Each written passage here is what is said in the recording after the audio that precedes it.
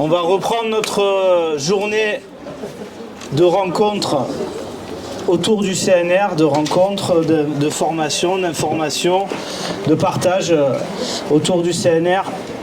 Et Yves, tout à l'heure, me citait un sociologue qui disait, et ça s'applique à nous, le débat, l'action et la fête. Et donc la fête, pour le moment qu'on vient de vivre ce midi, ça fait partie de la journée intégrante. Donc voilà, c'était aussi important qu'on prenne du temps. J'ai aperçu des camarades parler à d'autres camarades et je pense qu'ils ne s'étaient jamais croisés. Donc c'est une bonne chose et c'est à poursuivre. Et ça va être un point d'appui pour les journées suivantes dont je vous parlerai en fin de séance. On va accueillir les camarades Jeanne Weiss, qui est la représentante de l'ANACRE. Pourquoi la présence de l'ANACRE aujourd'hui? Eh bien, on est dans une journée autour du CNR et il fallait qu'on ait un éclairage sur ce qui a été, ce qui est et ce qui continue d'être. Et donc, je vais simplement, pour ton intervention, te poser la question. L'ANACRE à sa création, pourquoi l'ANACRE encore et toujours, et quelles sont ses missions, et comment ça continue à nous éclairer pour peu qu'on y prête l'attention qui devrait être la nôtre. D'accord. Merci. Bon. Et je te laisse te présenter, évidemment. Oui. Bonjour à tous. Donc, ANACRE, ça signifie Association nationale des anciens combattants et amis de la résistance. Il y a eu une évolution dans la formation de cette association. Comme on vous l'a déjà dit, je pense, elle a été au départ créée en 1945, donc dès la fin de la guerre. Au départ, essentiellement par les FTPF, francs-tireurs et partisans français. Donc, pour faire court, c'était ceux qui étaient proches du Parti communiste. Hein? Voilà. Donc, au départ, c'était dans l'intention, bien sûr, de veiller à ce que les droits des résistants soient respectés, à ce qu'ils soient reconnus comme anciens combattants au même titre que les combattants militaires, on dira. Hein? Voilà. Et les résistants également. Ensuite, l'association s'est élargie à d'autres mouvements et ne s'appelait pas encore ANACRE à l'époque. Donc petit à petit, l'évolution a fait que il y a eu de plus en plus d'adhérents, bien sûr, des adhérents divers qui venaient de divers partis, de diverses confessions. Et alors que je ne vous dise pas de bêtises, jusqu'en 1954, il y a eu cette évolution progressive. En 1954, elle a pris le nom qui est celui d'aujourd'hui, ANACRE, donc je disais, Association nationale des anciens combattants de la résistance seulement. Les buts de cette association étaient, la première des choses, c'était toujours de défendre les droits des résistants, mais aussi, il y avait défendre aussi les valeurs de la résistance. Hein. La résistance, ce n'était pas seulement une résistance de combat, c'était aussi, vous l'avez vu dans le programme du CNR, du Conseil national de la résistance, c'était aussi une vue à plus long terme sur les réformes, notamment les réformes sociales qui étaient nécessaires pour, comme le titre l'indique, que les Français aient des jours heureux. Hein, c'était le titre du programme. Petite parenthèse, ce programme du 15 mars 1944 a été imprimé à Toulon. Je ne sais pas si vous le saviez, mais voilà, c'est une petite... avant d'être distribué partout en France, quand on pouvait le faire. Parce que le 15 mars 1944, la France n'était pas encore libérée totalement. Donc, le premier but étant de défendre les droits des résistants, mais aussi les valeurs de la résistance. Quelles étaient ces valeurs? Ben, c'était l'humanisme, avant tout, bien sûr. Défendre la liberté et la paix, parce que c'est aussi une bataille pour la paix. Et pérenniser la mémoire des résistants disparus et également faire connaître tous les combats des résistants. Il n'y a pas de, comment dire, de gradation dans les combats. Hein. La femme qui faisait le trajet entre un endroit et un autre pour apporter un courrier ou apporter un tract, voilà, elle n'a pas moins de valeur que ceux qui faisaient sauter les trains, par exemple. Hein. Donc toutes les formes de résistance doivent être connues et valorisées. Voilà, donc dès 1954, donc, la NACRE, telle qu'elle est née véritablement et regroupée, comme dans le CNR, tous les courants de pensée qui avaient résisté déjà ensemble pendant la guerre. Voilà. Donc après, si je continue l'évolution de l'association, en 1994, lors d'un congrès, l'un des participants a soulevé l'idée de faire une autre association fille, je dirais, de la NACRE, qui serait les Amis de la Résistance. Pourquoi cette association ? Parce que, évidemment, le temps faisant son œuvre, on se rendait bien compte qu'à un moment donné, malheureusement, les résistants disparaîtraient. Donc il fallait essayer de poursuivre leurs tâches. Mais c'était une association amie seulement. Elle n'était pas reconnue comme la NACRE, par exemple, par l'Office national des combattants, donc n'avait pas le droit de siéger à ce titre-là. Donc ça a été un premier pas qui a donné des idées à pas mal de comités locaux.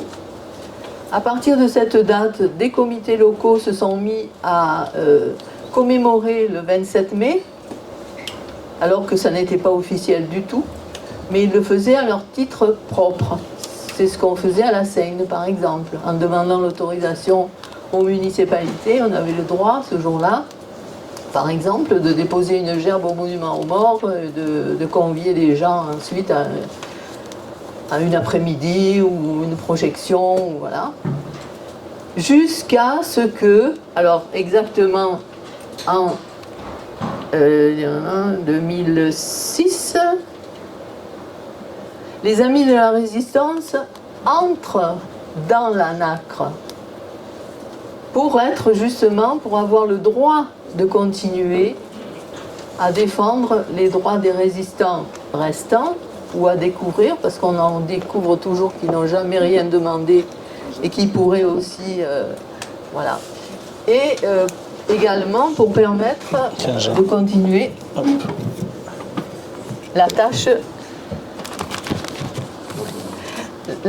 qui nous était impartie et être reconnu au même titre que l'association mère. Donc la NACRE est devenue Association nationale des anciens combattants et Amis de la Résistance à partir de cette date-là. Voilà, mais ça n'a pas été facile et à partir du moment où nous avons été acceptés, par exemple nous à la Seine, notre association fait partie de ce qu'on appelle le comité des anciens combattants de la Seine, où il n'y a pratiquement que des militaires. N'entends pas ? Donc le comité de la Seine, le comité des anciens combattants de la Seine, où il n'y a pratiquement que des militaires. Quand je me suis présentée comme représentant l'association, on m'a demandé de prouver que mon association faisait bien partie de l'Office national des combattants pour pouvoir être acceptée. Bon, donc il n'y avait pas de souci, on avait un représentant à l'office, j'ai apporté les preuves et puis voilà, on a été accepté comme ça. Mais bon, l'association n'est pas toujours bien reçue et bien acceptée, même par les anciens combattants. Voilà. Mais je te remercie. Et si je peux me permettre une question, si c'est pas trop personnel, qu'est-ce qui fait que tu as ça chevillé au corps Oh là là. Personnellement, non, c'est une période qui m'a toujours intéressée. J'ai adhéré à l'association en 1995, donc vous voyez que c'est pas d'hier.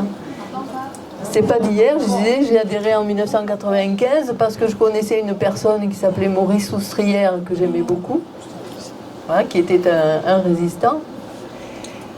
Et puis, c'est là que j'ai découvert que dans ma famille, il y avait eu des résistants à la Seine, notamment mon grand-père qui était à l'origine de la renaissance du Parti communiste seinois.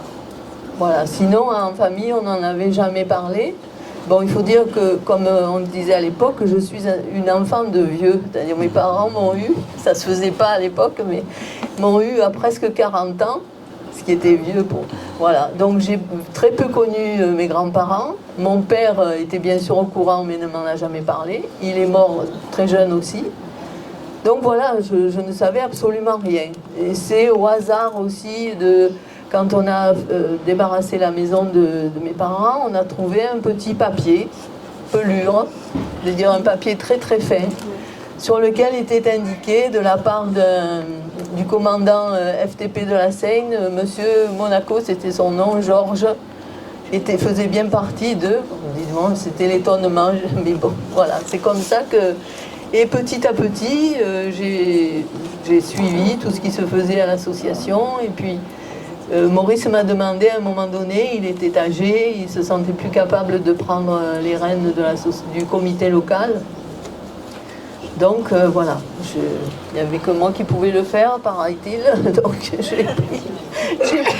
j'ai pris la tâche de poursuivre son combat. Et pour finir, si je peux te poser une dernière question, quel type d'initiative, autre qu'aujourd'hui par exemple, mène la NACRE ? Oui, je reviens un petit peu sur l'historique aussi de tout à l'heure. Là, pourquoi la journée nationale de la résistance maintenant, hein, voilà.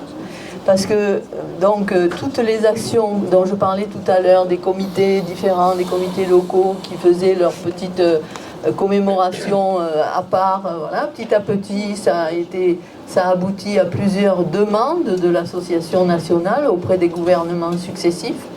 Et c'est François Hollande qui a promulgué une loi, enfin, en exactement 2013. Voilà. Donc, vous voyez, c'est assez récent. Donc, en 2013, la loi a été promulguée. Nous avons maintenant une journée nationale de la résistance, tous les 27 mai. Alors, attention, puisqu'on a appris ça à nos dépens un petit peu, à la Seine, depuis quelques années, les cérémonies dites officielles peuvent ne pas être honorées dans les villes. Seule la préfecture a l'obligation d'honorer toutes les journées nationales de ceci, de cela, les commémorations, etc. Le reste, c'est la municipalité en place qui décide. Voilà. Hein, et qui décide également à qui elle va donner la parole ou pas. Et vis-à-vis des actions de la NACRE. Voilà. Donc vis-à-vis des actions de la NACRE, je veux vous parler de celle de la Seine que je connais. Donc le comité maintenant regroupe la Seine, Sifour, Saint-Mandrier. Donc nous travaillons à plusieurs expositions que nous laissons à la disposition de qui la veut. Ce sont des associations, des groupes scolaires, ou bon, peu importe. Il y a donc la première exposition de 29 panneaux exactement qui retrace un petit peu la résistance à la Seine et dans le Var. Là, nous sommes en train de terminer une deuxième série de panneaux qui, cette fois... alors, les premiers panneaux s'adressent, disons, aux élèves, pour les élèves scolarisés de 3e à peu près, 3e, seconde, puisque c'est à leur programme. Et après, nous avons pensé nous adresser aussi aux plus jeunes. Donc, nous avons en cours, nous sommes presque à la fin, là, 6 panneaux destinés aux élèves de cours moyen 2e année. Cette fois-ci, nous avons fait un peu plus ludique, c'est-à-dire que grâce à l'aide d'un professeur de l'école des beaux-arts de la Seine, nous avons fait insérer dans des photos d'époque un petit dessin représentant le petit Pierrot, qui est un petit Seinois, et qui raconte comment lui, il a vécu la guerre à la Seine, lorsque les Allemands sont arrivés le 11 novembre 1942. Enfin, ils n'étaient pas encore à la Seine le 11 novembre, mais bon, plus tard, un peu plus tard. Voilà, ça c'est notre travail d'exposition. À part ça, quand nous le pouvons, quand nous avons une salle, nous pouvons aussi faire soit de petites conférences, et là nous avons un conférencier hors pair, c'est monsieur Jean-Marie Guillon, qui était professeur à l'université d'Aix-Marseille, et qui est toujours disponible, très accessible aussi, enfin voilà. Autre chose, on peut également faire quelques projections. À la scène, c'est difficile parce qu'on n'a pas de cinéma. Et on a aussi régulièrement, là depuis 20 ans maintenant, des sorties sur le plateau de Signes avec des élèves de collège. Sur le plateau même, il y a trois stèles importantes, hein, représentant des actes, bien sûr, des Allemands. Et ensuite, donc, la Rouvière, qui est sur cette fameuse route, et qui, là aussi, il y a une stèle où on nous dit qu'ils sont toujours là, ou quelques-uns sont toujours là, une stèle sous le monument. Il reste encore quelques restes de résistants qui ont été fusillés dans la région. Voilà. Donc, il y a aussi, ça fait partie aussi de la visite, la nécropole nationale à Signes. Vous avez des stèles représentant, la plupart étaient des dirigeants importants de la résistance dans les Bouches-du-Rhône et dans les Alpes de Haute-Provence. Ils ont été fusillés dans ce vallon.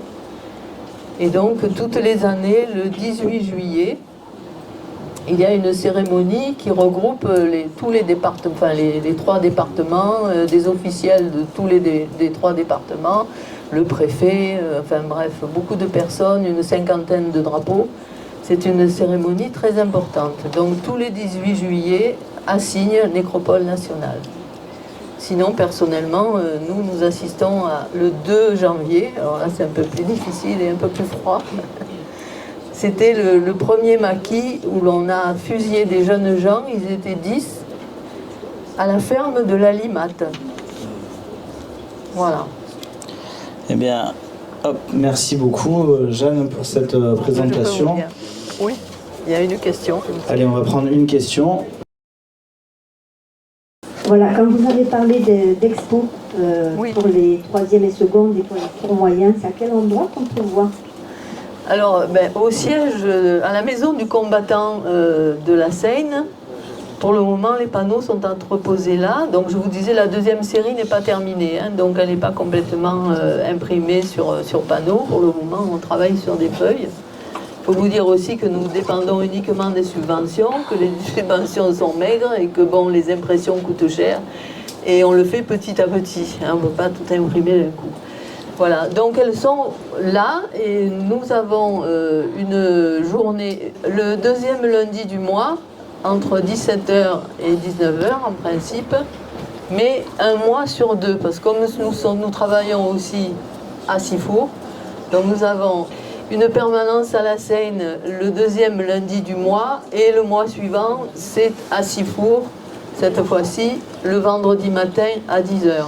Mais je vous invite à vous rapprocher de Jeanne après l'après-midi, de prendre ses coordonnées. Voilà, vous pouvez la faire intervenir, j'imagine, dans vos syndicats. Voilà. Oui, si vous voulez, je vous donne mes coordonnées.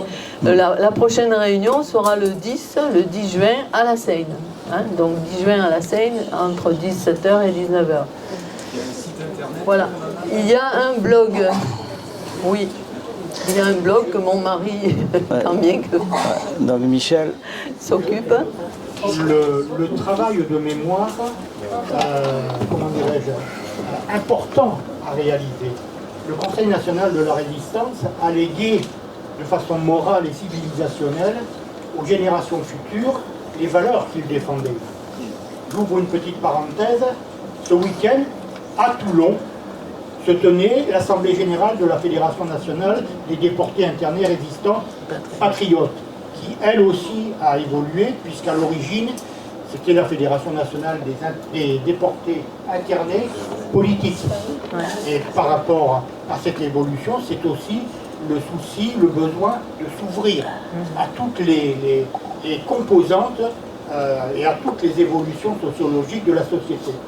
En même temps, par rapport à ce devoir et à ce legs moral et civilisationnel, ça interpelle nos générations actuelles, ça interpelle aussi l'ensemble des structures et des militants de la CGT.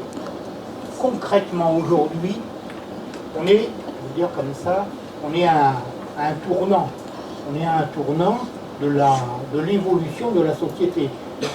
Pour reprendre ce que disait André ce matin, on avait le capitalisme paternaliste dans les années 40-50, on a eu le capitalisme monopoliste d'État, puis on a eu le néolibéralisme qui s'attaque à l'outil industriel, mais aussi à l'outil humain.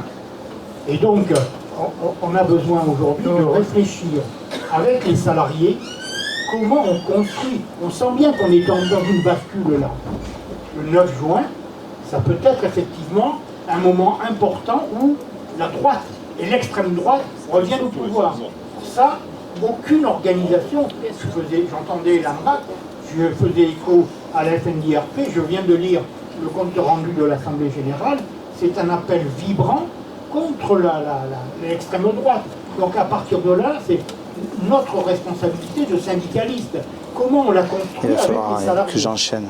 Est-ce qu'on la construit à partir de la revendication? Est-ce qu'on va plus loin dans la revendication?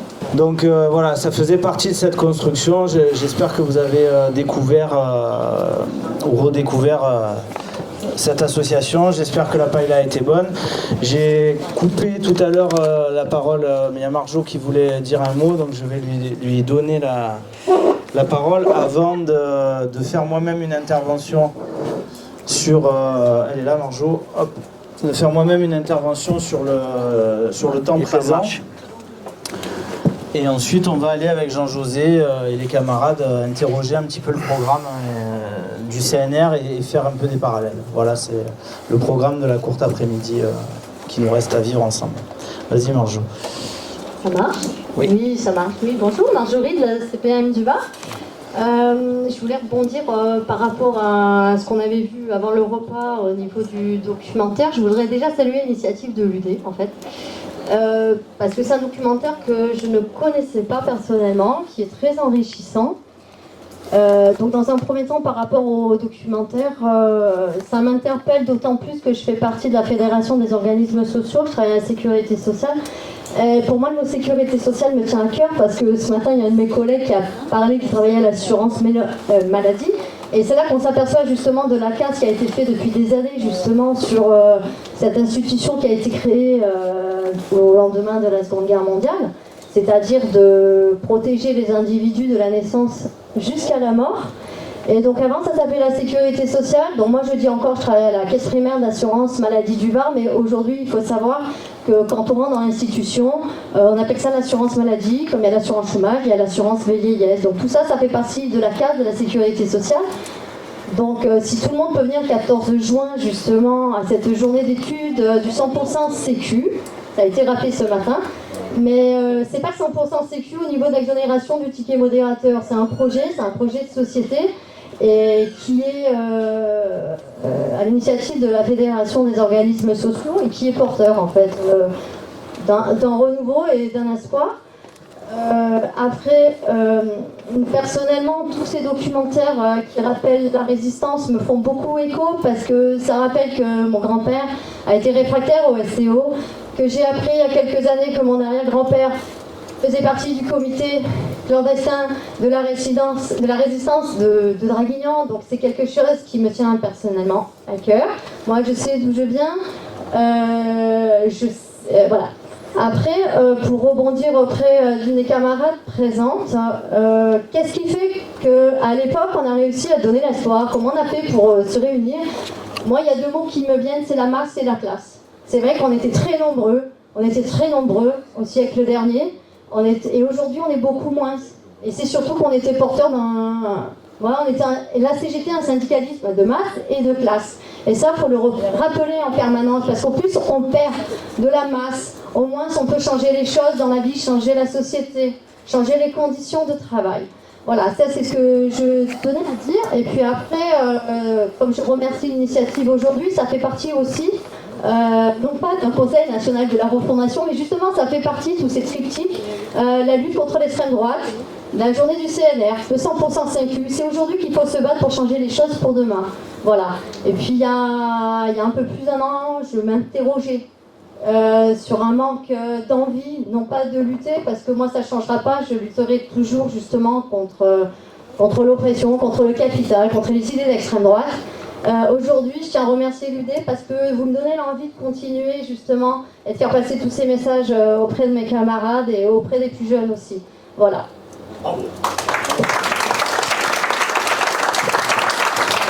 Merci Marjorie. Je rappelle à tout le monde que l'union départementale, c'est nous toutes et nous tous. L'union départementale des syndicats CGT du Var. Et étant donné que tu fais partie de la cellule UD, encore plus. Merci beaucoup. Simplement, je me suis inscrit dans le débat parce que il me semble qu'à ce moment-là, il faut se dire que l'espoir se cultive, et il se cultive, je vais donner quelques exemples. Ce que nous remarquons depuis un an, depuis la prise de mandature, c'est que partout où les salariés souffrent, ils s'organisent. Ils s'organisent, les camarades. Nous nous organisons. J'en veux pour preuve qu'à l'Union locale de la Garde, qui tiendra congrès après-demain, il me semble, où nous avons ramené des camarades et des syndicats, eh bien, nous avons réuni il y a quelques jours les syndicats du commerce du territoire de la Garde. Les salariés qui souffrent s'organisent pour qu'ils se parlent et qu'ils se rencontrent. Eh bien, les camarades, partout où les salariés souffrent, ils s'organisent. Ce samedi, avec l'aide de l'Union locale de Toulon, nous allons mettre en œuvre le syndicat départemental du ménage en le restructurant, et pas pour un syndicat de 2 syndiqués, les camarades, pour un syndicat de 115 syndiqués, les camarades. Donc,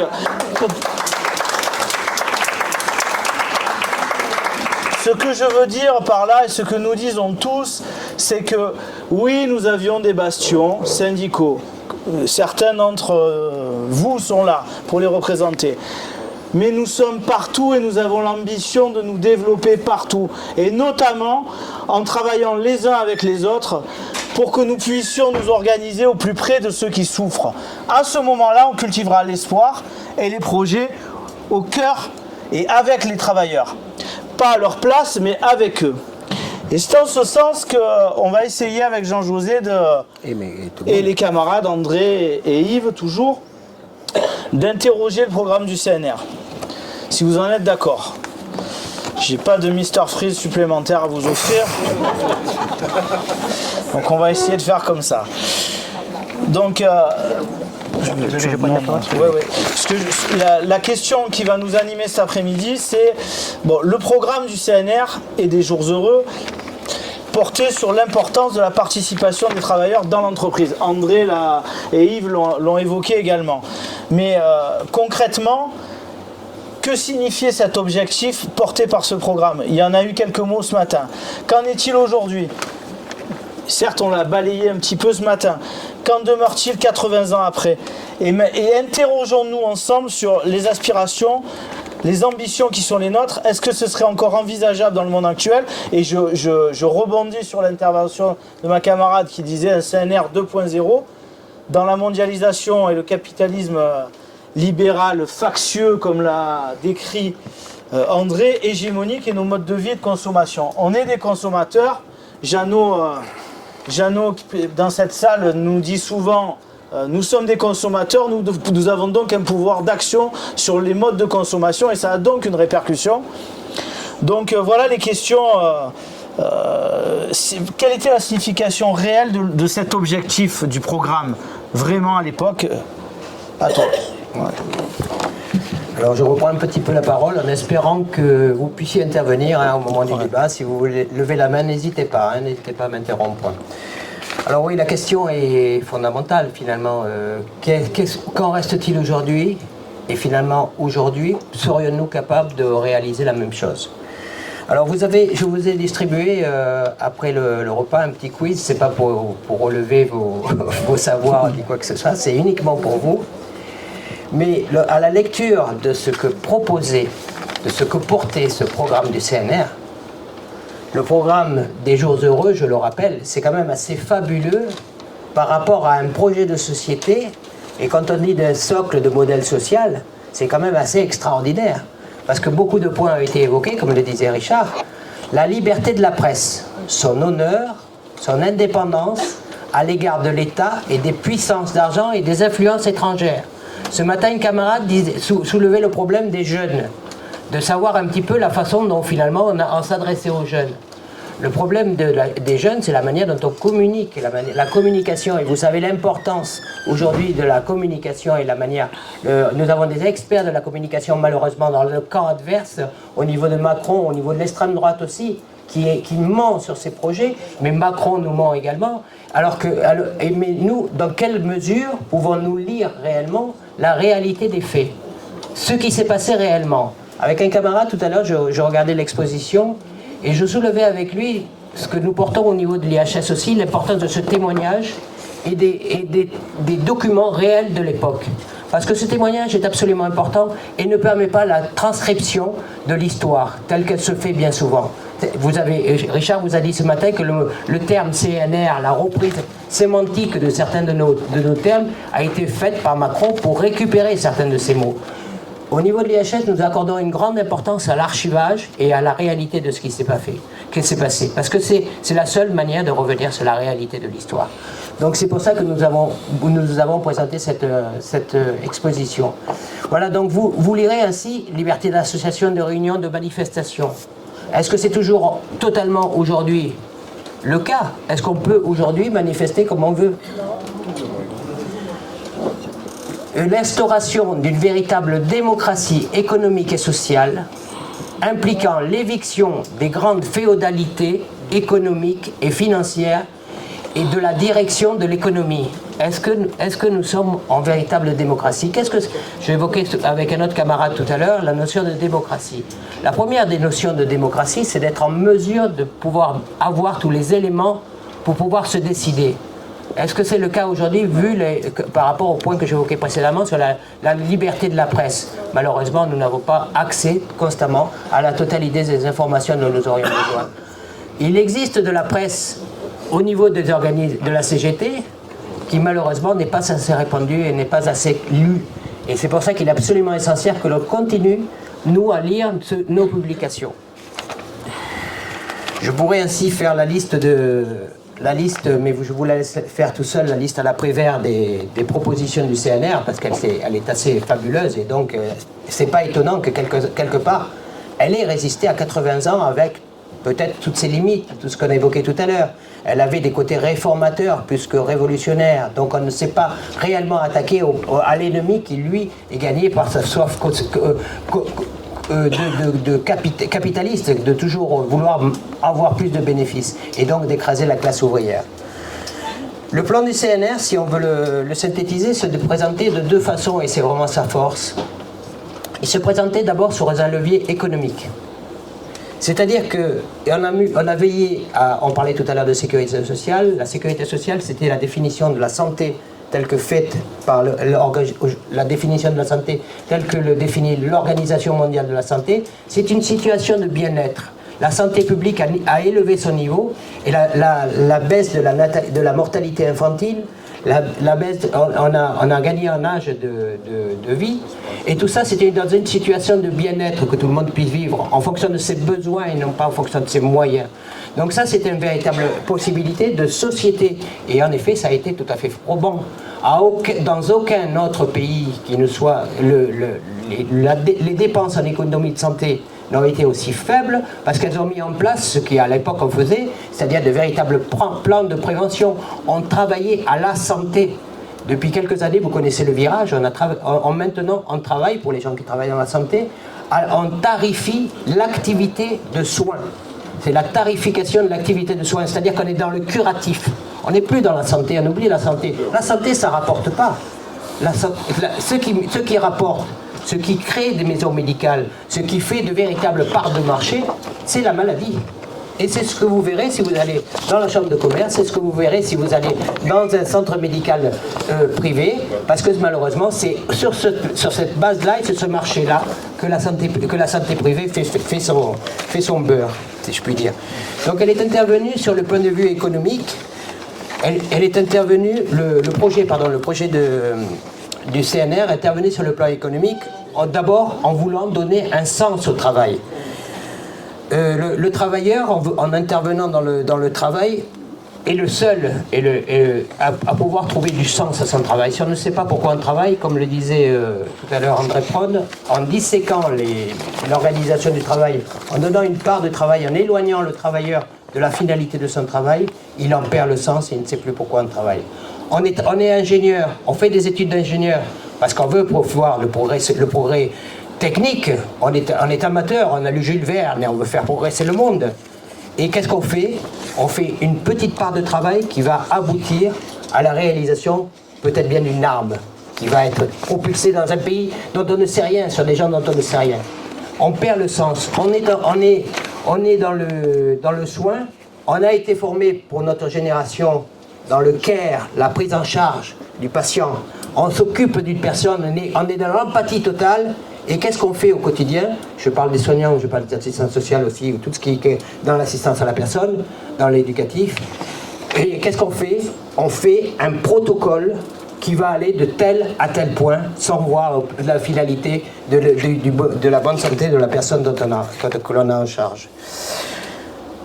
Et ça se fait sous cette organisation qui a été mise en place, qui est l'organisation du contrat de travail tel qu'il a été réalisé et modifié au fur et à mesure avec les différentes lois, dont la plus connue, la plus portée, la plus combattue par nous aussi, a été la loi El Khomri, dans laquelle le travailleur s'est retrouvé de plus en plus assujetti dans ce système de contrat de travail. Donc si je te suis, on passe d'un moment où avec le CNR, l'intervention des salariés dans leur propre entreprise pour en contrôler l'essentiel et tout ce qu'on voulait en contrôler, que ce soit sur le domaine économique, social, on passe donc à un moment qui a dicté exactement le contraire. Et justement sur le plan social, qu'est-ce que nous dit le programme du CNR à ce moment-là? Voilà. N'hésitez pas à intervenir, vous levez la main si vous avez envie d'intervenir. Je m'adresse également à mes collègues de l'IHS. Donc sur le plan social, ça a été également évoqué ce matin, le droit au travail fait partie dans la vie, d'un droit de la vie. Le travail, c'est une séquence de notre vie. Il y a eu précédemment les études, il y a eu le travail et il y a la retraite. Ça, c'est une considération qui n'a pas été prise en compte par le système basé uniquement sur la production, sur la valeur ajoutée, ce qu'amène le travailleur et ce qui intéresse le patronat. Ce qu'on veut, nous, c'est prendre la considération humaine du travailleur dans la totalité. C'est ce qui est porté au niveau de la CGT par le nouveau statut du travailleur du salarié et ce qui est porté aussi par de certains partis politiques qui considèrent la totalité de reconversion, la totalité de formation. Et du point de vue social, il assure à chaque travailleur une sécurité, donc on a parlé de la sécurité sociale, la dignité, la possibilité de vie pleinement humaine. La garantie du pouvoir d'achat. Avons-nous une garantie du pouvoir d'achat aujourd'hui? Non, ça a été totalement remis en cause et ça a été totalement refusé de la part de l'État.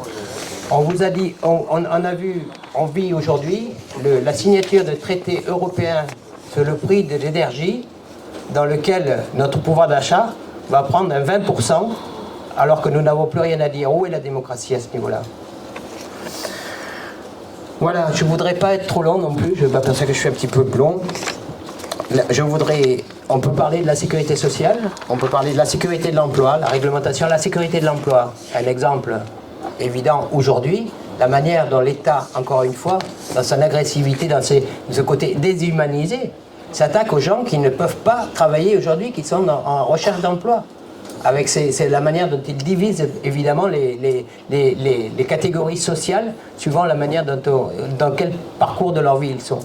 Donc cette situation-là n'a plus rien à voir avec le programme du CNR, alors que ce CNR prévoyait ce socle qui permettait donc de sécuriser, de vivre à la recherche de jours heureux. Donc la question, je vous la repose, ce que disait tout à l'heure Richard, est-ce que vous pensez qu'aujourd'hui, nous sommes en mesure de repenser nous-mêmes, de reconstruire un projet de cet ordre-là. De quelle façon devons-nous le reproduire? Est-ce que, par exemple, lorsque vous vous réunissez en congrès, est-ce que vous, à la fin du congrès, vous établissez des textes sur les 3 années sur lesquelles va agir votre syndicat? Est-ce que vous, lorsque vous construisez les revendications, les demandes revendicatives, est-ce que vous prenez en considération ces demandes qui aspirent à une société meilleure? Voilà, c'est les questions qui se posent aujourd'hui au niveau de la CGT. Merci beaucoup. Est-ce qu'il y a des questions, les camarades, sur ce qu'interrogeait le programme, à savoir, la question demeure, hein, renoncer à ces idéaux serait-il une utopie, ou est-ce qu'on doit en construire d'autres 2.0, comme disait Colette? Donc Alain. Ouais. Merci. Juste une problématique sémantique. Le pouvoir d'achat, c'est à ce qu'on cantonne les salariés. On oublie le droit de vivre. Voilà. Le pouvoir d'achat, on met des curseurs par rapport au pouvoir d'achat et on est dans la sémantique capitaliste. Donc on est avec Yves qui veut dire un mot. Vas-y. Ah, ça marche. Oui, le programme évoque la planification, les questions de planification. Voilà, avec, il y avait Brigitte, il y avait André, j'ai assisté au 10e anniversaire de l'entreprise de Géminos, les 1336. Et j'ai été un petit peu ébahi sur la façon dont ils ont construit à partir de l'entreprise. Alors, ne retenez pas la forme de la COP, hein, je ne veux pas défendre les COP plus spécialement, quoique leur truc a bien marché, quoi, je veux dire, marche bien. Mais surtout sur les capacités qu'ils ont entreprises dans cette usine, déjà à dégager les patrons parce qu'ils voulaient liquider l'entreprise, mais aussi les capacités économiques, leur plan social qui répondent aux besoins, mais y compris l'aspect culturel. Oui, et l'aspect, comment je dirais, démocratique et du fonctionnement. Je veux dire, là, ça m'interroge sur la façon dont aujourd'hui, peut-être, on peut aborder ces questions. Il est fait référence un petit peu le plan en parlant des coopératives.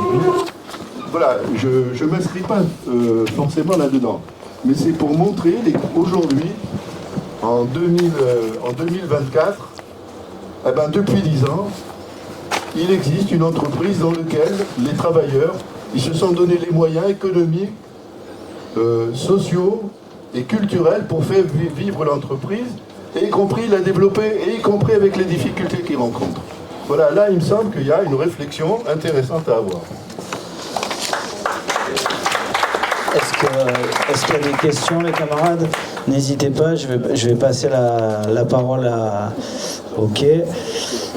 Dans le même type, je vais passer la parole à André, après il y aura Jeanne, j'ai vu Brigitte. N'hésitez pas à prendre la parole, les camarades. Juste dans le même type d'exemple, il y a une entreprise qui s'appelle la SAD, qui distribue la Marseillaise, la Provence, Var-Matin, partout dans les départements de PACA, là, et qui sur le même modèle a repris son fonctionnement, et aujourd'hui ce sont des camarades de la CGT qui gèrent une distribution de masse dans la région de la Presse, qui ouvrent des kiosques de nouveau et qui se diversifient également dans la papeterie, etc.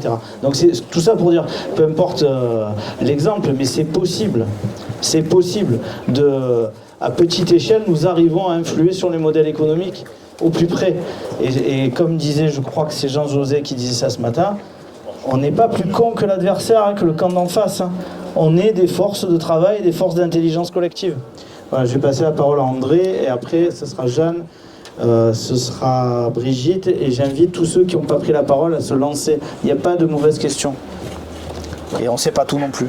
Oui, je reprends l'idée de ce matin, collectif individuel. C'est très important de comprendre qu'aujourd'hui, le capitalisme, enfin le néolibéralisme que j'appelle factieux, a réussi finalement à faire en sorte que... Vas-y, continue. Comme si j'étais pas là. À faire en sorte que nous considérons que l'individu prime sur le collectif. Nous considérons aujourd'hui, dans les mentalités des citoyens d'une manière générale, que finalement, on arrivera à sortir d'une situation difficile que si individuellement, on s'attelle à la tâche, etc. Alors il y a une part de vrai, bien sûr. Chaque individu doit apporter une contribution à son propre développement. Et là, il faut introduire une nuance entre individu et individualité. Car l'individualité, on doit la promouvoir. Et ils ont réussi à laisser croire qu'une action collective, eh bien finalement, ça réduisait la liberté de l'individu, la capacité de l'individu à agir. Et c'est exactement l'inverse. L'individualité, bien sûr, il faut la promouvoir. Chacun aura sa place, même dans une dimension de société collective.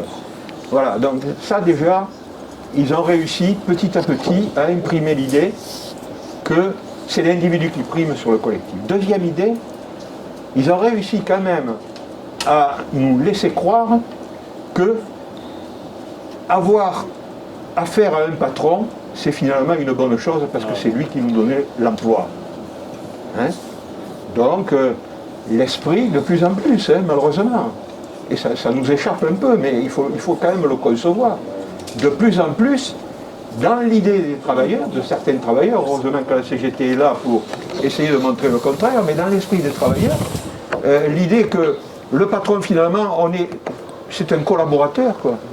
C'est quelqu'un avec qui on peut collaborer parce que grâce à lui, on aura un emploi et on pourra se développer. Donc, vous voyez que la contradiction capital-travail, petit à petit, ils réussissent, dans l'esprit du néolibéralisme factieux, d'imprimer un certain nombre de mentalités qui les éloignent finalement de la nécessité du collectif.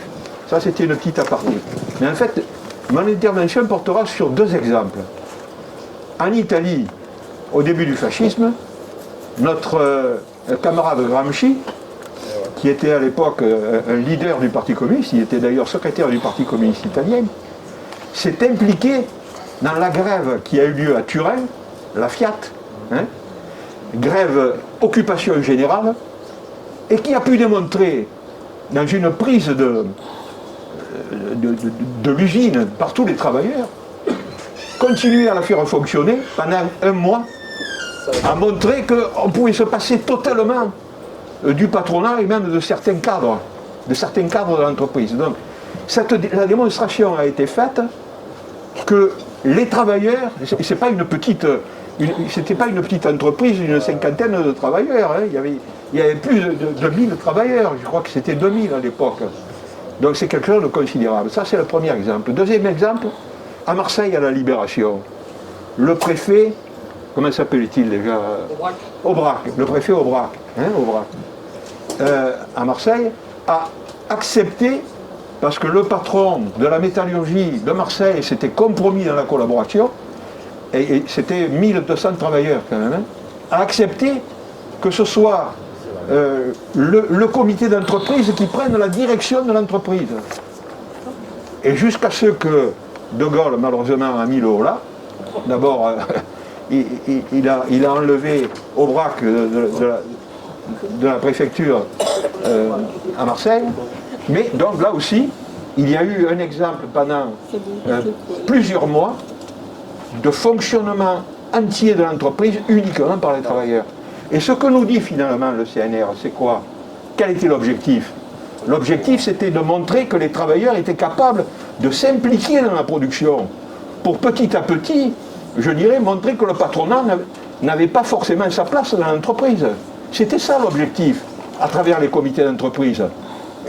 Mais bon, finalement, ça s'est réduit, je dirais, à la portion congrue. Mais aujourd'hui, c'est cette mentalité qu'on doit arriver. On parlait je ne me rappelle plus le terme qu'elle a utilisé, 2.0, mais CNR 2.0. CNR 2.0. Ben c'est ça tout à fait aujourd'hui. Si on réfléchit, on arrivera à sortir de la contradiction des problèmes environnementaux que si on est capable de produire et de consommer autrement. Or, le système néolibéral, si on le laisse, il ne va pas transformer la production, il ne va pas transformer la consommation. Donc il faudra bien qu'à un moment donné, on soit en capacité de proposer un programme syndical de revendication pour qu'on reprenne finalement notre place dans la production, mais je dirais contre le patronat. On n'a pas besoin des patrons pour produire et travailler. Voilà.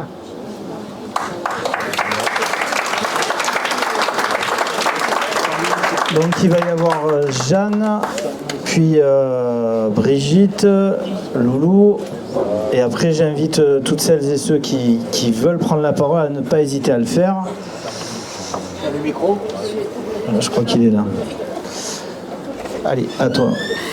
Oui, moi je voulais quand même, disons qu'il faudrait prendre en compte une chose qui me paraît très importante, c'est que au début du programme du CNR, on indique bien que pour que les réformes sociales puissent se réaliser, on part de la nationalisation.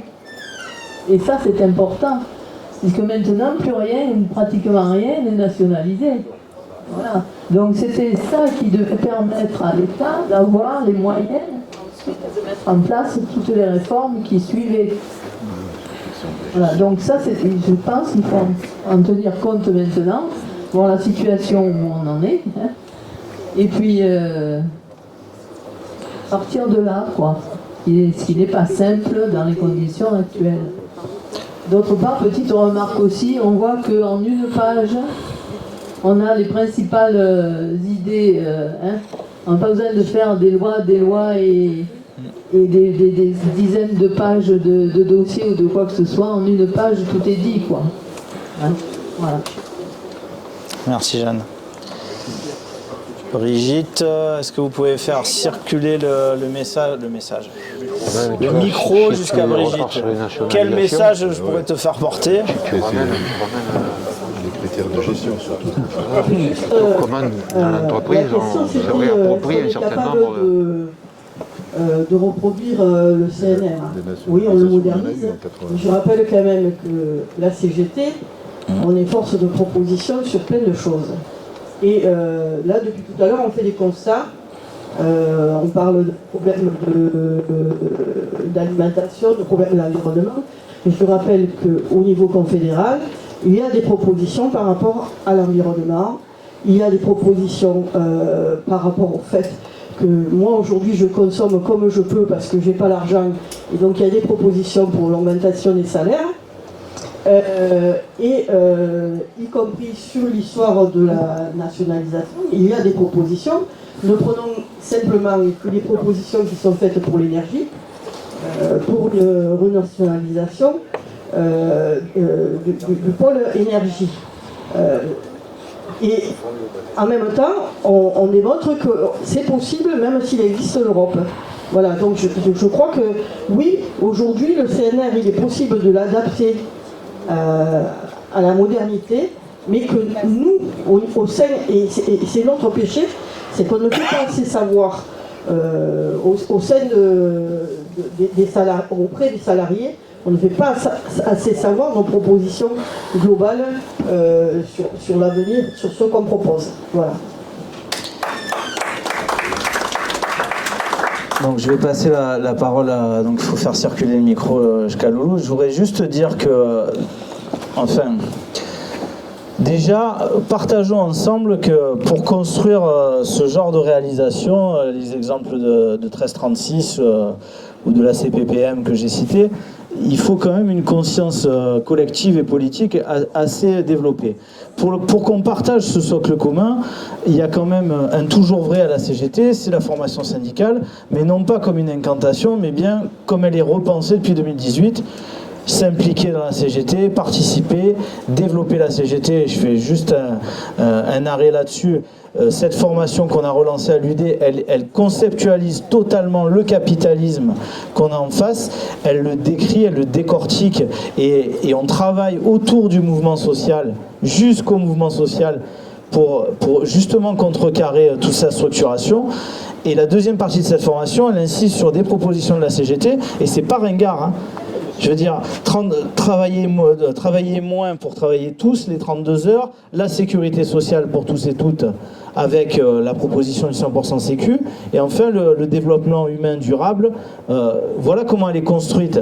Donc j'invite tout le monde à repenser son parcours de formation, s'impliquer et participer dans les unions locales, développer à l'union départementale, et il y a même impulsé la démarche CGT au niveau confédéral. J'invite tout le monde à se réinscrire dans ce parcours-là, parce que le capitalisme a changé, André et les camarades l'ont démontré, et nous sommes en capacité de décortiquer, constater et avoir une démarche de riposte, notamment jusqu'au mouvement social et à l'ensemble de ce qui constitue le mouvement social. Mais pour ça, il faut qu'on se décloisonne, les camarades. Et syndicalement, et idéologiquement, et même intellectuellement parfois. Voilà, faut qu'on s'ouvre. Et donc je passe la parole à Loulou, j'espère que je t'ai pas savonné la planche. Voilà. Non, mais bon, c'était pour dire que j'avais plus grand chose à dire. Je voulais intervenir sur André, il m'a coupé l'herbe sous les pieds, si tu veux. Effectivement, c'était pour rappeler qu'à Marseille, au bras comme préfet, il y avait eu des entreprises carrément réquisitionnées, où c'était le comité d'entreprise qui dirigeait. Et à ce sujet, je crois bien que c'est l'ANAC, on avait organisé un débat à la Seigne avec un film documentaire sur ce qui était passé à l'époque, qui était vachement intéressant. On a même eu la chance d'avoir Raymond Aubrac, puisqu'il était encore en vie. Et si on peut le retrouver, ça vaut le coup d'organiser un débat là-dessus. Deuxième chose, ensuite, en 1946, la première loi sur les comités d'entreprise donnait aux comités d'entreprise un droit de veto véritable. C'est-à-dire qu'on pouvait dire ça, non, ça ne nous plaît pas, et ça s'arrêtait. Bon, évidemment, ça a ensuite beaucoup changé, puisque aujourd'hui, non seulement les comités d'entreprise n'ont plus le droit de veto, mais qu'en plus, il n'existe plus. Donc, voilà, je trouve ça terrible. Donc, on va passer la parole aux camarades au milieu. Je voudrais juste rappeler, pour les camarades qui ont des CSE, donc ce qui ont hérité des comités d'entreprise, des CE, hein, qui ont des CSE, il reste quand même un domaine dans les activités sociales et culturelles où, en s'emparant des projets confédéraux, on peut transformer de manière concrète et réelle le mieux vivre pour tout le monde. C'est un acte concret, par le loisir, le sport, la culture. Voilà, donc je voulais le rappeler quand même qu'on a encore ça dès que la CGT est aux commandes, je précise. Vas-y mon camarade. J'ai une question concernant l'intelligence artificielle qui, selon les experts, va détruire des millions d'emplois. Est-ce que la CGT a déjà pensé cette fameuse intelligence artificielle, comment cela se fait? Alors, après je vous passerai un peu la parole aussi aux camarades, j'ai vu Michel aussi qui se lève. Alors, donc, on ne s'est pas concerté, effectivement, pour l'intelligence artificielle, on a l'Union Générale des ingénieurs cadres et techniciens qui a proposé une journée d'études il y a quelques semaines, et on a dans l'idée, dans la direction départementale, de l'emmener en territoire. Et donc hier on était au congrès de la FERCSUP, donc les enseignants, la recherche, les universitaires. D'ailleurs j'ai dû leur faire pitié parce qu'ils nous ont proposé un don de 300 €. Mais bon, on va prendre. Et donc, à cette occasion, il y avait Agathe Leberder de l'UGICT, donc on a pu lui en toucher deux mots. Donc c'est envisageable de mener une journée d'études sur ce thème-là. De manière générale, on va mener des journées d'études sur ces thèmes-là. Sur l'environnement, là. En ce moment, on a 3 camarades de l'Arsenal, de la section Naval Group, qui sont à Montreuil, dans le patio, donc Amélie Pichon en tête, qui sont dans le patio sur une journée d'études sur industrie et environnement, donc pour lancer le programme environnement de la CGT. Et pour revenir à l'intelligence artificielle, on va se proposer de mener une journée d'études sur le thème, parce que, ça vous partagez ou vous partagez pas, allons-y, hein. Moi j'ai rarement vu une technologie aller aussi vite dans l'appropriation, dans le quotidien des gens et dans les poches des gens. Voilà. Je dis pas que... Mais bon, voilà. Et donc, Michel... Marie-Christine. Oui, Valérie, c'est juste. Il y a sur le site de la CGT Cadre, il y a ça a été enregistré sur YouTube, des journées d'études sur la effectivement, ce sont les capsules sont celles de l'UGICT. Ouais. Les capsules vidéo sont celles de l'UGICT, effectivement. Il me semble important de revenir sur une question qui me tarabuste. Qui est propriétaire de la revendication? Je renvoie là à la réflexion sur le rapport de force, sur comment on le construit et avec qui on le construit. Quelques petits rappels. Si, comment dirais-je, à la sortie de la résistance de la guerre, comment dirais-je, des acquis aussi fondamentaux, civilisationnels, ont pu être obtenus, c'est parce que la CGT, elle est sortie, comment dirais-je, avec l'aura, la CGT pour l'organisation syndicale et le Parti communiste pour l'organisation politique. Elle avait derrière elle, ils avaient derrière elle, le poids de l'engagement à la fois du monde du travail et à la fois de l'engagement citoyen. On se retrouve dans la même situation, je développe pas, hein. On se retrouve dans la même situation puisque Yves a cité les Fralib. Olivier Levertier était samedi à la fête de la Marseillaise et il évoquait, et parmi la lutte des 10 années qui a permis effectivement aux Fralib d'aller jusqu'au bout, de mettre en difficulté une multinationale américaine, c'est ce fameux rapport de force. Au départ, un tiers du personnel syndiqué à la CGT et aujourd'hui plus de 50%.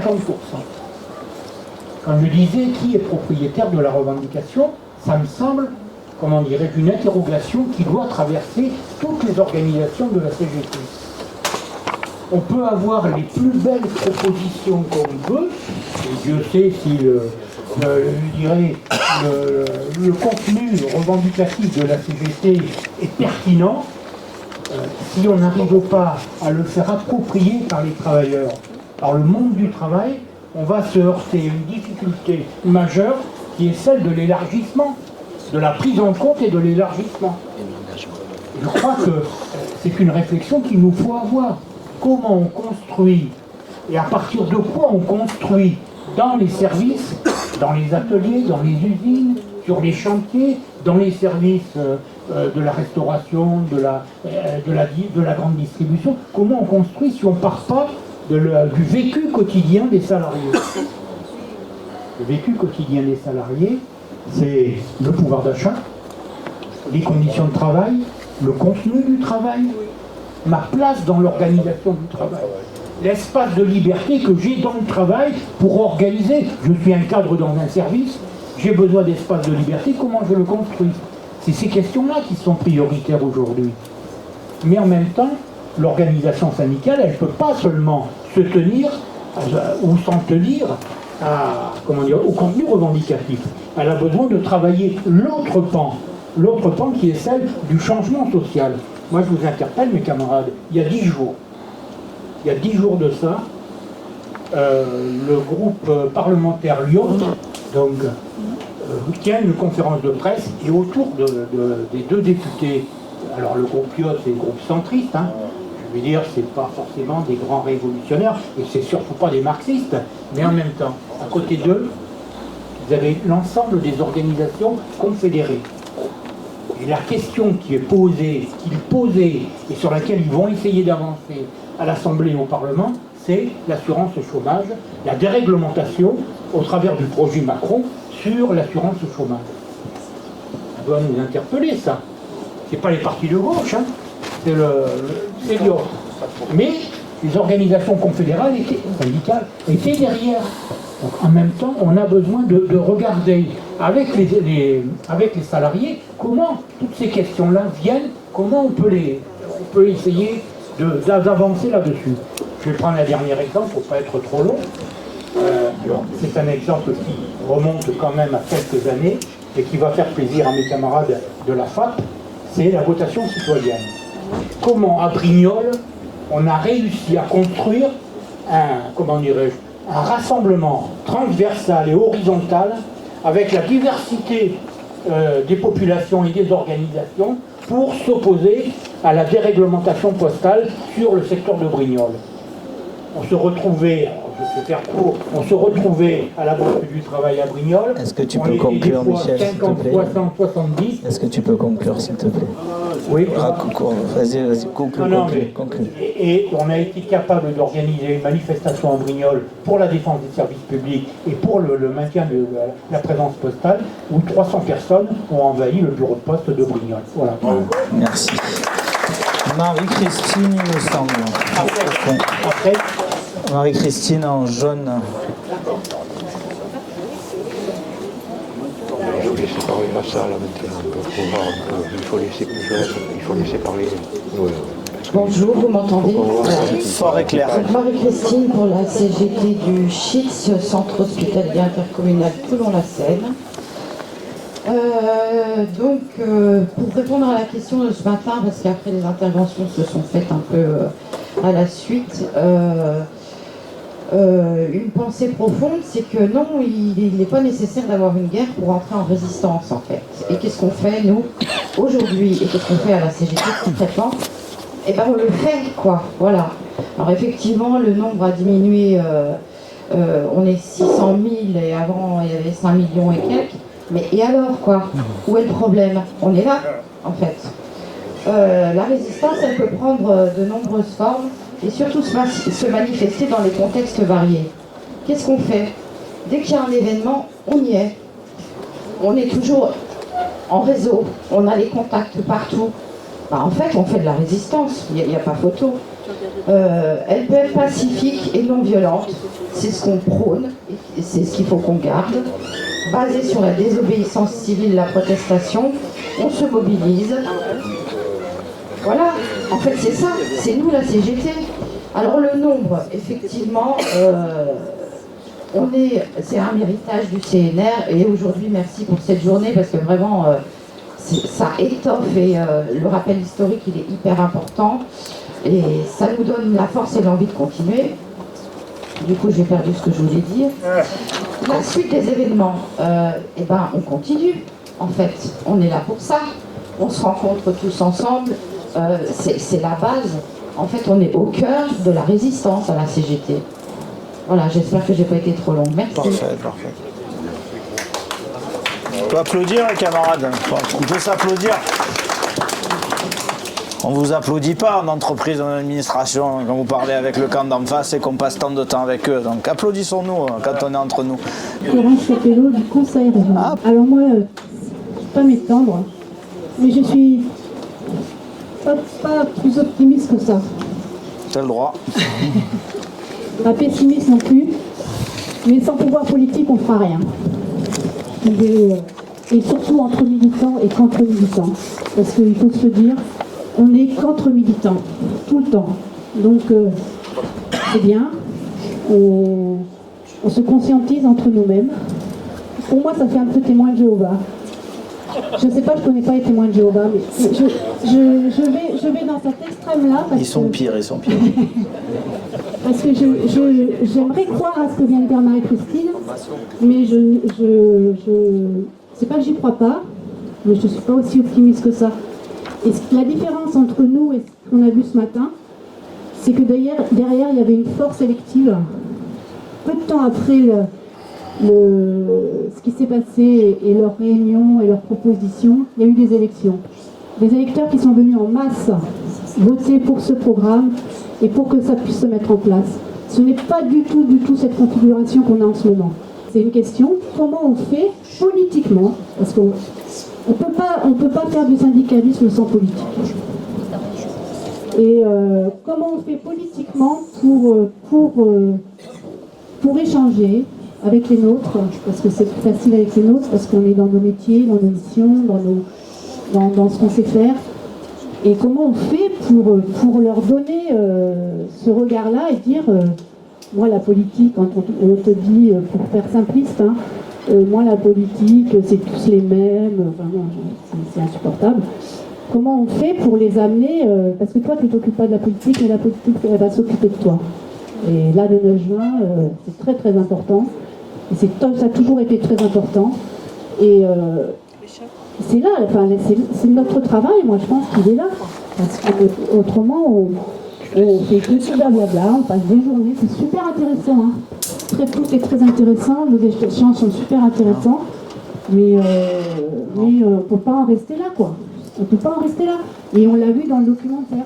On l'a vu dans le documentaire qu'il y a eu une force derrière citoyenne qui s'est mobilisée avec la chance enfin la chance, oui, il y a eu un regard de droite qui a aussi été intéressé, qui l'a pris parce qu'ils sont intéressés. Hein. C'était aussi pour pouvoir se mettre en place parce qu'il y avait une force derrière, comme vous l'avez dit, il faut qu'il y ait une force dans la rue.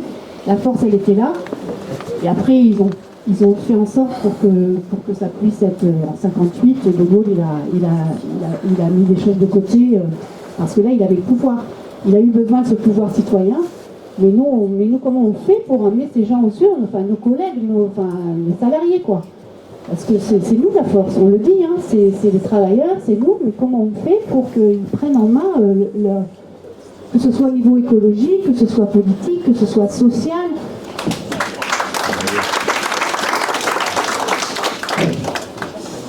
Oui, en 1900, pendant la Deuxième Guerre mondiale, il y avait à peu près 10% de la population qui résistait.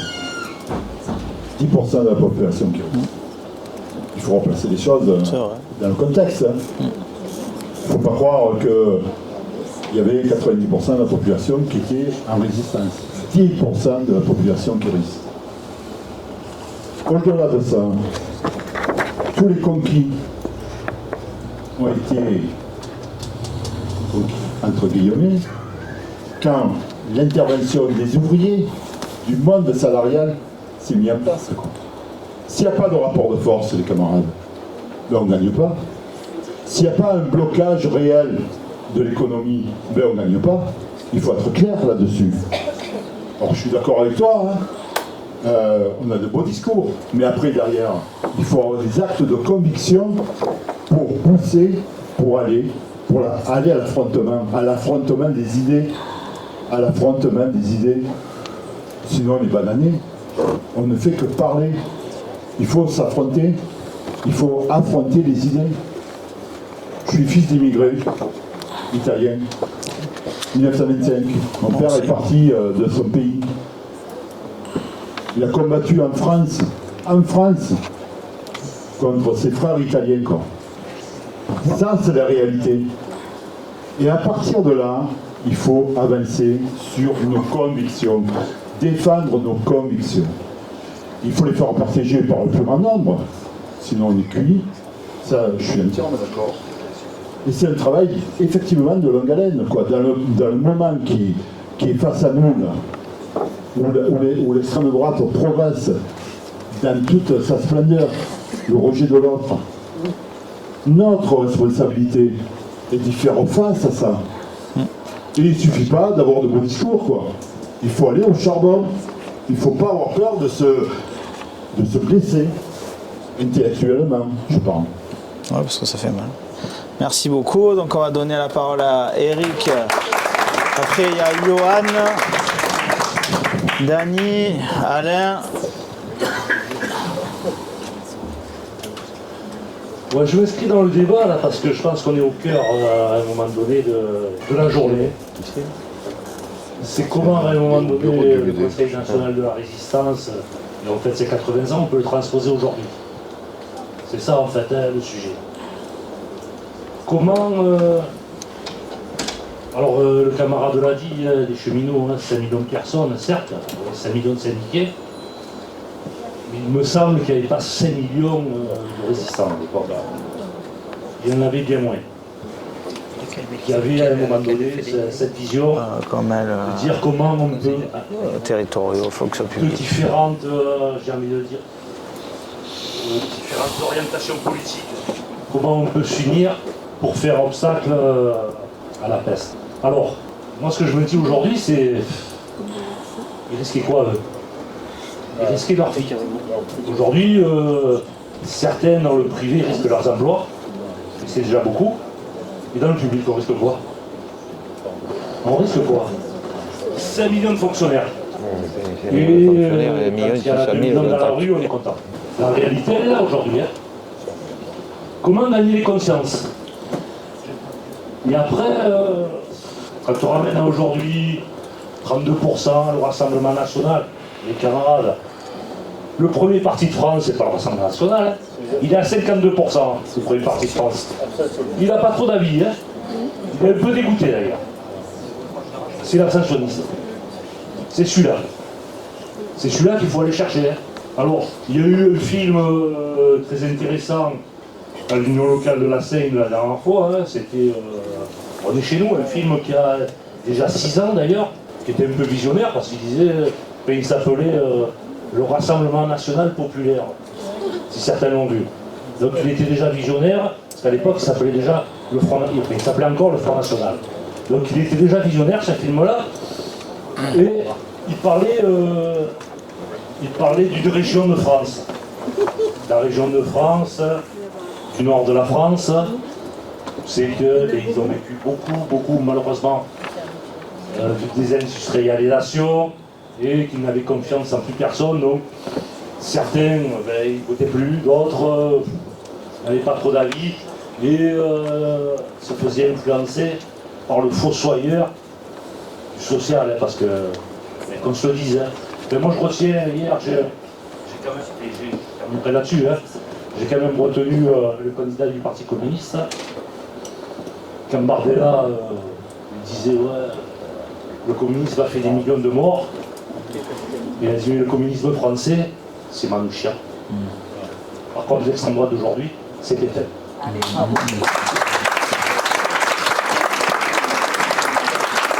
Donc il y avait Yo, il y avait Yo, Johan, il y a Johan, il y a Loulou, après j'ai vu se lever Dany, et après je vais quand même dire un mot, et après on va s'approcher de la conclusion. Ouais les camarades, je crois que la meilleure des réponses face aux défis qui nous attendent de demain et qui nous attendent déjà aujourd'hui, elle est apportée aujourd'hui par cette journée d'études où on est nombreux, on est plus de 100, enfin on est une centaine de camarades réunis aujourd'hui dans la Bourse du Travail de Toulon pour la CGT. Et je pense que ça c'est vraiment un bel exemple de la manière dont on pourra combattre l'extrême droite et de la manière dont on pourra combattre justement le capitalisme tous ensemble, réunis, de manière à pouvoir le battre de manière collective. Et plus on est nombreux à réfléchir sur des questions, et plus on est intelligent. Et je pense qu'aujourd'hui, c'est une belle démonstration entre ce qui est la journée qui a été organisée avec l'Union départementale CGT du Var et l'Institut d'histoire sociale CGT Var. On va arriver, on va continuer. Je vous rappelle que dans très peu de temps, le 14 juin, il y a la journée 100% Sécu qui va arriver, qui est organisée également, encore une fois, par l'Union départementale. L'important, c'est qu'on se retrouve collectivement, ensemble, qu'on débatte, qu'on réfléchisse, et ensemble, on trouvera des solutions. On l'a vu pendant la réforme des retraites, on a été nombreux, on n'a pas gagné. J'aime bien cette expression parce que c'est une manière de dire qu'on n'a pas gagné. Mais en tout cas, on s'est relevés, on a travaillé ensemble, on a combattu ensemble.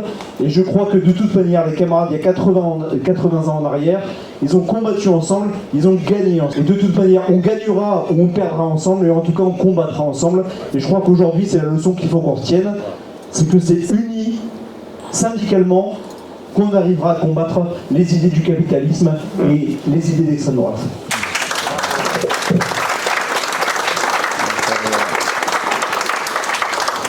Loulou, et donc c'est une journée organisée avec les orgas sociaux. Loulou, Dany. Oui. Dany marche, si tu veux. Dany marche. Une fois de plus, c'est Gérard qui m'a coupé l'herbe sous les pieds. Là. Et par rapport à ce que disait la camarade, la primauté du mouvement politique par rapport au mouvement social. Juste un petit rappel, en 1936, il y a le Front populaire qui gagne les élections, le Parti communiste, le Parti radical, le Parti socialiste. Mais si, dans les semaines qui suivent, il n'y a pas des millions de travailleurs en grève, eh ben, les congés payés, on les attendrait toujours. Comme quoi, à mon avis, c'est le moment social. Ce sont les masses qui font l'histoire, c'est pas de moi. Il faut commencer par le commencement, c'est-à-dire par ce que vous faites aujourd'hui, comme c'est ensemble aujourd'hui, pour arriver peut-être à ce que, ensuite, les partis politiques, contraints et forcés, s'il le faut, appliquent ce que veulent les travailleurs.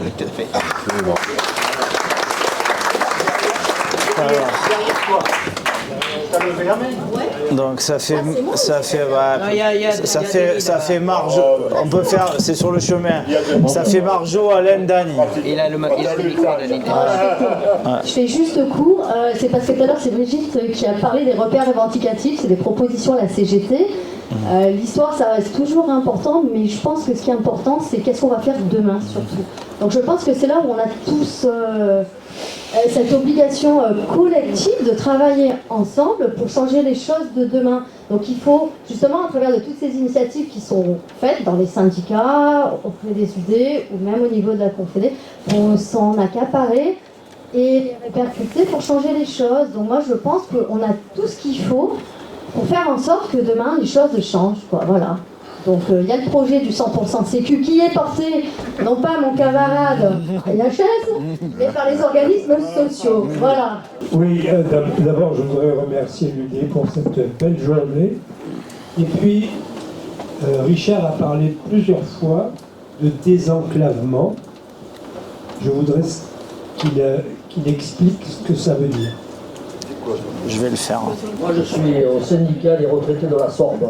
Vous savez ce que c'est la Sorbe? Alors moi, je vais mettre les pieds dans le plat. Parce que c'est une très belle journée, hein. Je suis très content d'être là et tout.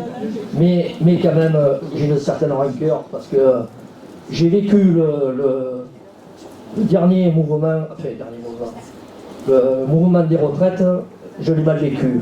Pourquoi? Parce que il y avait pas mal de retraités dans la rue, c'est bien, mais des actifs. Alors, je vais les fondre. Les actifs, ils n'y étaient pas. Et sans les actifs, on pourrait y faire. On a beau être retraité, essayer de mettre la révolution de partout, mais si on n'a pas les actifs, on est mort. On est mort. Et après, je voudrais vous rappeler, en 98, il y en a quelques-uns dans la salle qui s'en rappellent, en 98, on a fait un mouvement de grève à la Sorbe. 42 jours de grève. Et au tout début, on s'était dit, on va bloquer les frégates saoudiennes. Alors pour ceux qui ne savent pas, c'était des frégates qui étaient en réparation au petit bassin, et c'était des frégates saoudiennes. Donc c'était pas des frégates de la marine nationale française. Donc pas touche. Ah ouais, on s'est dit pas touche, mais on va y aller nous. Et pendant 42 jours de grève, il n'y a rien qui s'est passé sur les frégates saoudiennes. Ils ont perdu 42 jours. Voilà ce que je voulais dire. Et vous savez, des fois je pense, je rêve en sonal parce qu'hier soir j'ai regardé un film, comment il s'appelle ce film, En guerre. Et ce film, c'est un documentaire. J'ai vu ma vie passer en 1h30, j'ai vu ma vie passer. Quand les mecs qui se battent pour défendre leur emploi, c'est magnifique. Je terminerai, et excusez-moi, parce que moi je parle avec la pompe, et avant de faire la révolution dans la rue, il faut la faire dans sa tête.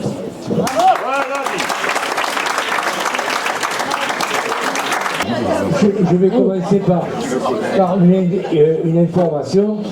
Peut-être vous avez noté que les deux responsables des deux syndicats de cheminots du Var n'étaient pas présents dans la salle, parce que depuis la fin de la matinée, à Paris, à l'appel de la CGT et de certaines fédérations de cheminots, il y a une journée pour la défense du service public et du ferroviaire. Ça veut dire que ce soit le camarade Campagna et la camarade Nathalie Marin, ils sont avec certainement de milliers de manifestants dans les rues de Paris. Puisqu'on parle des 80 ans, j'ai participé samedi matin avec près de 300 habitants de Carnoul à une commémoration, c'était le 80e anniversaire du bombardement de la commune de Carnoules, où ce jour-là, des dizaines et des dizaines de Carnoulais sont morts sous un tapis de bombes des forteresses volantes américaines. Pour préparer cette journée, la mairie de Carnoules avait demandé aux structures cheminots d'être partie prenante de cette manifestation. Et bien sûr, il y a eu une réunion en mairie où étaient représentés les deux syndicats du Var, ainsi que l'IHS cheminot région PACA. Et je vous le dis, au début de la cérémonie, il a été demandé à Nathalie Marin d'intervenir pour la CGT. Donc, c'était pour vous dire qu'il faut quand même, là aussi, voir ce que représente l'organisation dans la vie d'un pays. Et puisqu'on est au 80e anniversaire, même si ça sera malheureusement pendant les vacances, mais le 15 août 1944, il y a eu le débarquement en Provence. Et puis, le département du Var a eu ses libérations de village en village. Alors je fais un appel à tous ces camarades, se rapprocher peut-être des communes pour que peut-être il y ait aussi une expression CGT. Et alors maintenant, je parlerai plutôt le Toulonnais que je suis. La libération de Toulon s'est passée entre le 24 et le 28 août 1944, n'est-ce pas? Et je voudrais vous faire un petit rappel, parce que là, je commence à avoir la chair de poule. Je voudrais vous rappeler le 28 août 1995. Quelques semaines avant, au mois de juin, nous avons été une des communes de la région PACA, vous vous rappelez, qui avait été élue à la mairie de Toulon. Voilà. Et ce jour-là, le 28 août 1995, à l'appel des organisations patriotiques, la CGT, certains syndicats, le Parti communiste, le Parti socialiste, on a été interdit de déposer des gerbes. Alors, je vous le dis, il faut se rappeler qui était le préfet du Var. Il s'appelait M. Marchiani, d'accord? Alors, je vous le dis, il faudra être attentif à ces préparations de ce commémoration du débarquement, mais qu'on ne soit pas mis à l'index. Hein. Donc, alors, je sais très bien, comme je vous dis, ça va être pendant les vacances, mais être présent dans toutes les communes quand il y aura des commémorations. Je m'excuse d'avoir fait cet aparté, mais je pense que là aussi, c'est pour se relier avec ce qui pourrait se passer le dimanche 9 juin. Hein. Voilà. Merci de votre attention, camarades. Donc les camarades, on va s'approcher de la fin de cette journée.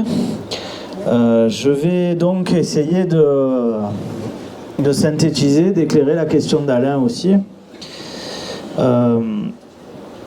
Pour commencer, je vais vous lire quelque chose qui m'est arrivé en direct cet après-midi. Donc je vous ai dit qu'on a 3 camarades qui sont à Montreuil dans le patio autour de la journée des états généraux de l'industrie et de l'environnement.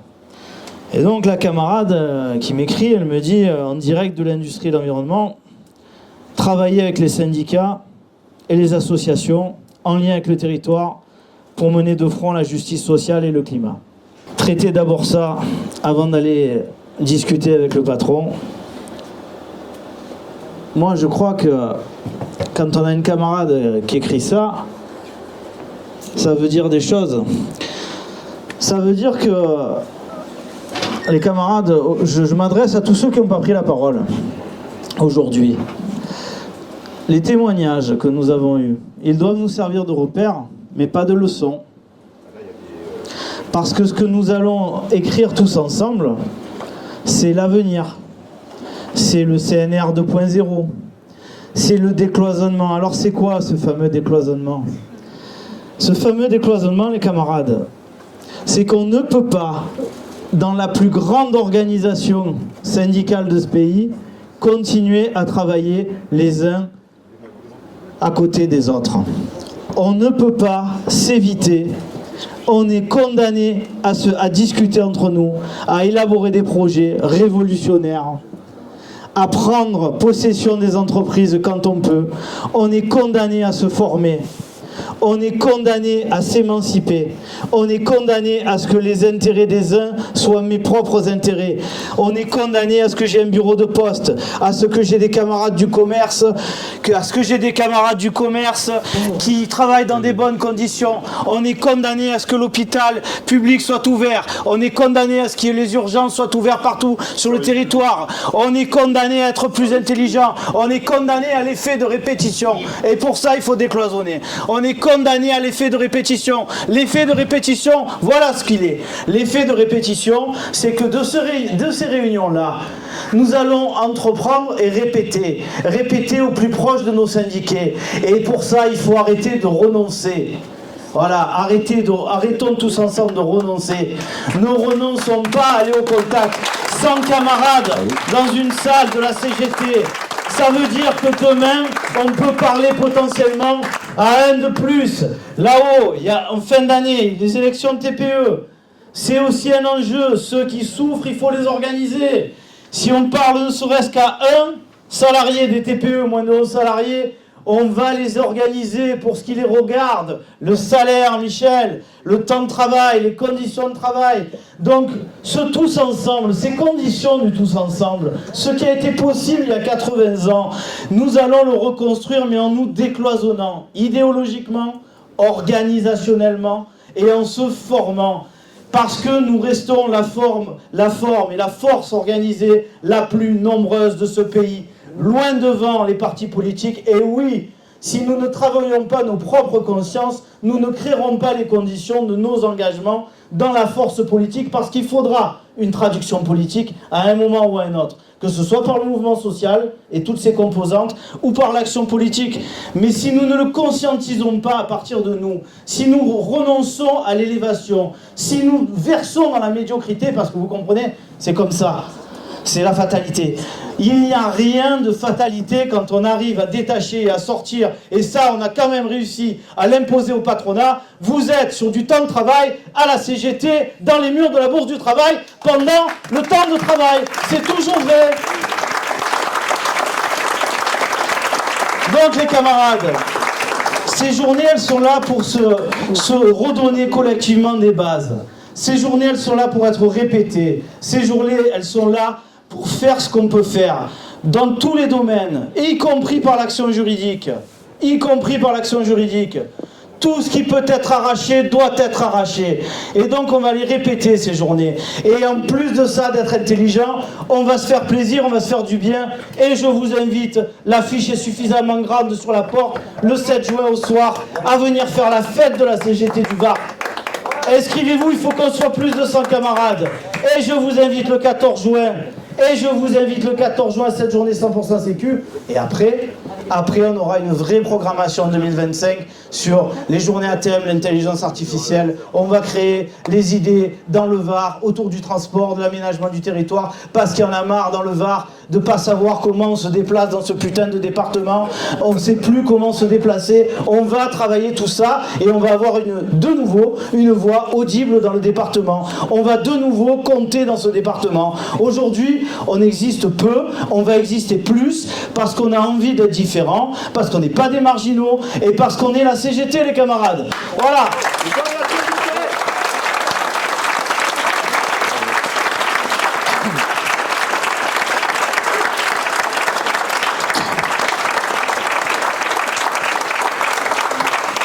Donc merci à toutes, à tous d'avoir participé, provoqué cet effet de répétition. Dites bien que ces journées, elles sont intéressantes, qu'on grossisse, qu'on soit obligé de changer de lieu bientôt. Voilà l'objectif, le premier objectif atteignable. Ensuite, je voudrais remercier donc les camarades, donc Jean-Pierre qui toute la journée a filmé la captation.